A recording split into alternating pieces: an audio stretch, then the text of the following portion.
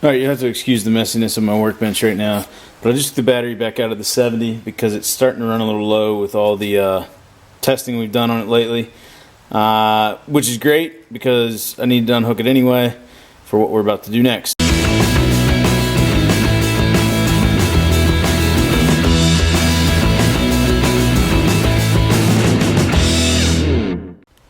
Alright, so we got some new parts in probably last week. One thing we got is a new headlight. This is a sealed beam headlight on this thing, so you can't just replace the bulb. This is the bulb. And believe it or not, this is actually new old stock Honda part. So that's kind of cool that we're able to run one of these down. Something else that I got, this is not a genuine Honda part, but I'm going to put it on here anyway because it looks about the same. Obviously it's got the horn button, the choke, the turn signal, but the big reason I got this is for the headlight switch because the high-low beam on mine has been broken for probably about 20 years. Just something to be aware of, when you go to remove this on this trim piece around the headlight, this little lip here catches up underneath here, so don't pull on it or you could snap it. A quick shot of both of the headlights. The one on the right is the new headlight. The one on the left is the old one.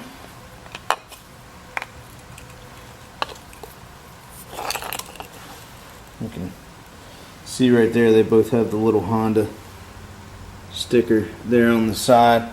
Get this one on the right put in and we'll test it out here shortly. On the inside of the headlight here, don't forget to replace this tiny little clip, and that'll hold the headlight. That'll hold the headlight in place. Off camera, I gave this headlight a really quick test, and it does work. So I'm going to go ahead and put it back on the bike. I still got the battery over there on the charger. But I bugged it up there for just a second. Good news is this thing does work. Now you may be wondering why I took the turn signal off, and it's because I'm going to end up taping this off and respraying this black just to get it cleaned up. And I just wanted to see how it was hooked on because I'm going to do the same thing to the other side. Over here though, you can see just two long Phillips screws, and I was able to get the switch off. Now what I'm going to have to do is get the choke cable unhooked and also follow this wiring harness, get all this stuff unhooked because I do have a new wiring harness that's going to go in there on the new switch.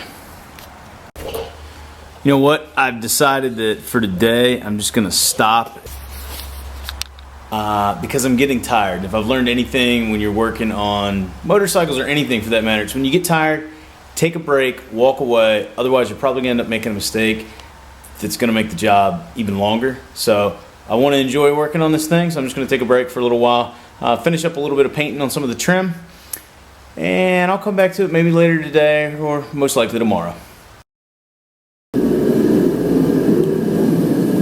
Alright, I don't know how well you guys will be able to hear me this morning because it's cold and I had to break out the heater to keep the garage warm. Anyway, today I'm going to finish what I started yesterday and get this switch replaced, which means I got to pull all these wires out first. Okay, so to get this switch off, I had to go underneath here and remove those nuts, and then that allowed me to get enough room to pull this switch and wire loom through. Now these wires I don't believe are the same exact color as the new switch, so I'm going to have to trace these and make sure I get everything wired up properly going back into there. This is what I get for not ordering a factory Honda part. So I got everything hooked up and the headlight and tail light kept blinking. Come to find out, off of this headlight switch it's ran over to the turn signal, and then they've got it bugged on a ground wire. Long story short, it doesn't work, so I'm gonna have to rewire this thing myself to make it work.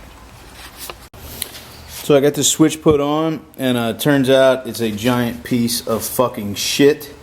So I'm going to be taking it back off, putting the old factory switch back on, but not today. Alright, so after being inside for an hour or two, I can't stand that switch doesn't work, so I'm going to put the old one back on. Okay, so I have the battery unhooked, but I was able to get the old switch back on, which you can operate high-low. It's a little tight, but choke's back on, horn's back on. I got the battery unhooked right now, so nothing's going to work. I did check out the new headlight. It works just fine. And I got the trim piece back on that we just painted the other day. So a lot of work today. Didn't accomplish a whole lot, but we're still making progress.